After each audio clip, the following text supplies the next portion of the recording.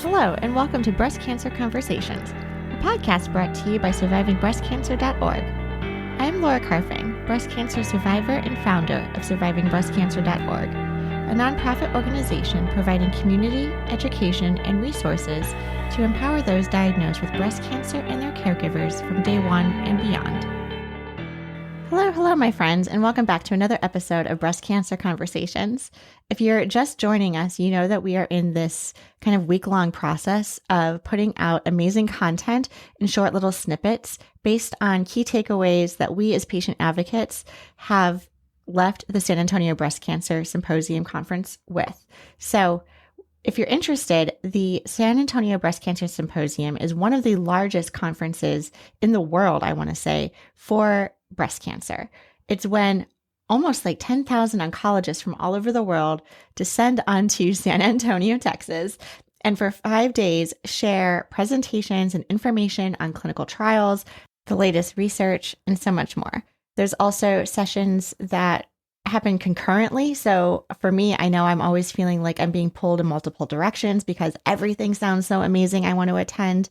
There's also poster sessions, which are basically these like life-size posters of researchers presenting their studies. And the researchers are there to talk about their poster. So you could really walk up to them, ask questions, talk to them about their research, introduce yourself, talk about what's most important to you and why this research matters. It is really just such an exciting time. So a little bit ago on our NBC webinar series, we actually did an hour-long session with key members of our NBC community who attended the San Antonio Breast Cancer Symposium and asked them what were some of their key takeaways. So we are taking this hour-long session and dissecting it into little bite-sized pieces to make it less overwhelming for our listeners, because if you have attended the San Antonio Breast Cancer Symposium, you know it can be incredibly overwhelming.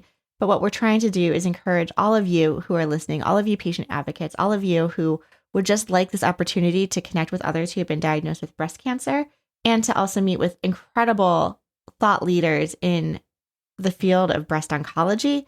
This is the place to come, and we want to encourage you to attend in 2024.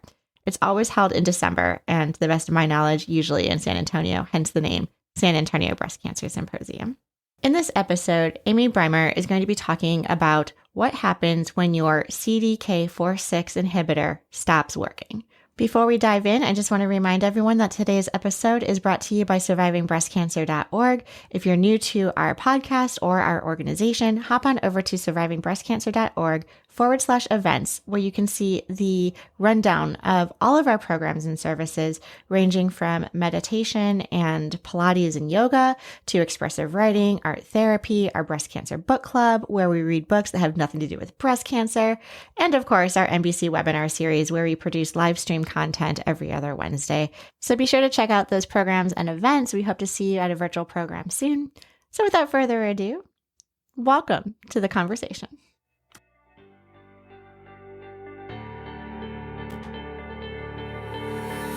We're going to talk about what are some options after progression on endocrine therapy and a CDK4/6 inhibitor. So if those fail you, or when they do, what do you do? And so just keep in mind, those are Ibrance, Kisqali, and Verzenio.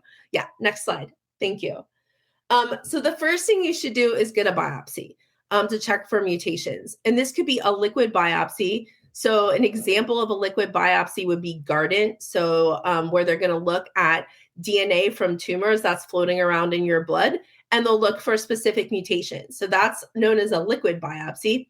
A tissue biopsy would be where they go in with a needle, or maybe go in during surgery to take an actual little piece of the tumor.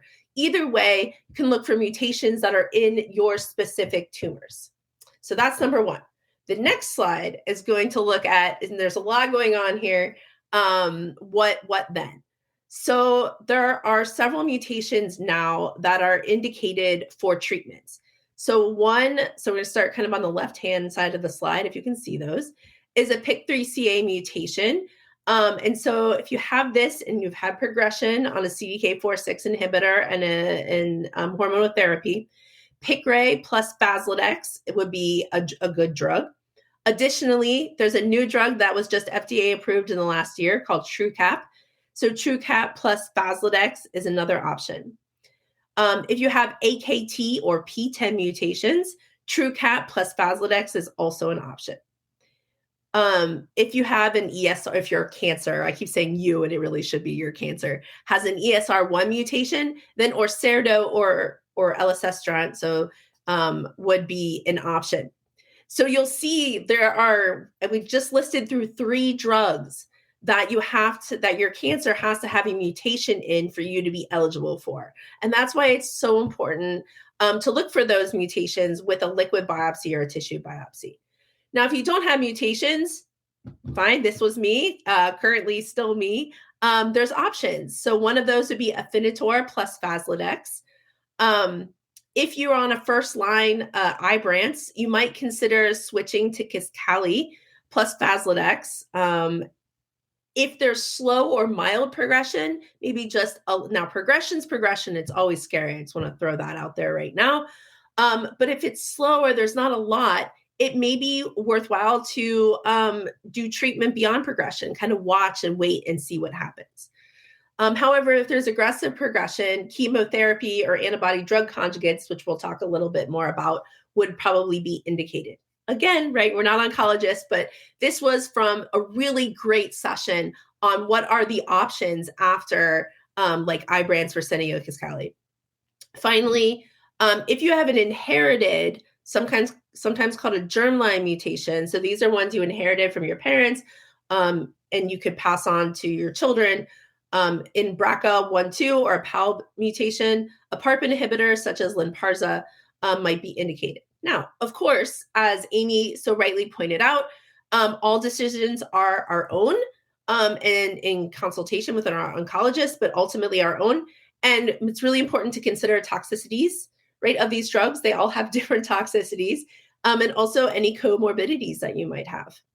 I just wanted to jump in and say that at this particular session, which was basically treatment decisions after CDK4/6 inhibitors, Dr. Stephanie Graf, who was the moderator of that session, literally said, "I consider this area to be a mess." And so if that slide looked really complicated and you're thinking, oh my gosh, this is a little crazy, realize that your doctors are also looking at this being something that isn't quite, nothing is ever set in stone. But doctors like flowcharts, and doctors like, this is what I do first, and this is what I do second, and having some kind of, being able to anticipate what might happen next.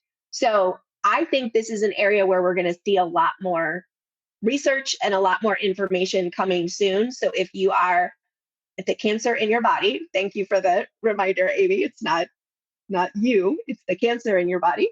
If the cancer in your body is hormone positive, HER2 negative, or potentially HER2 low, like I think that's kind of what we're talking about right now, which is the majority of people living with breast cancer, a lot more to come. So just wanted to say, if it feels a little overwhelming, Dr. Graf basically said publicly multiple times that she felt like this is a little bit of overwhelming right now and a lot more to come. So just wanted to jump in and say that. That's such a great point. Thank you. Yeah, it is.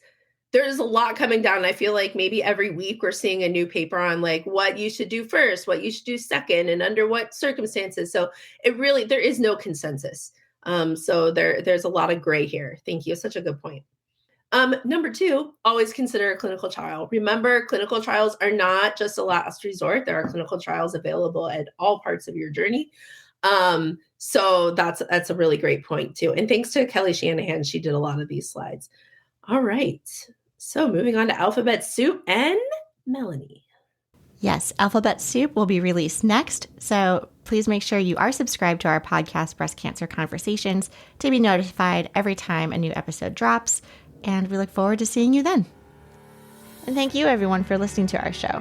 I would like to acknowledge that all of the information on our podcast are from personal experiences and are not a substitute for professional medical advice. You should always contact your medical care team. If you're looking for specific topics or would like to be a guest on our show, please feel free to reach out to me. My email is laura@survivingbreastcancer.org. Until next time, keep on thriving.